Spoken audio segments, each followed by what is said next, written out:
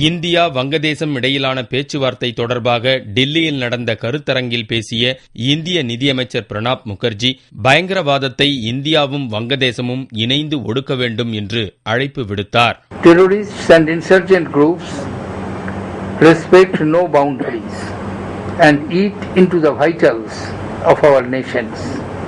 Illegal immigration, trans-border activities continue. India and Bangladesh need to work together to combat these menaces so that they do not continue as irritants in our relationship. இந்தியாவில் குறிப்பாக வடகிழக்கு மாநிலங்களில் வங்கதேச பயங்கரவாதிகள் அடிக்கடி தாக்குதல் நடவடிக்கையில் ஈடுபட்டு வந்தனர். இது தொடர்பாக அடிக்கடி இந்தியாவும் சுட்டிக்காட்டி வந்தது. ஆனால் இதை வங்கதேசம் மறுத்து வந்தது. அப்படி ஒரு குழு இருப்பதாக உளவுத்துறை மூலம் தெரியவந்தால் உடனடியாக நடவடிக்கை எடுத்து வருவதாகவும் வங்கதேசம் தெரிவித்து வருகிறது.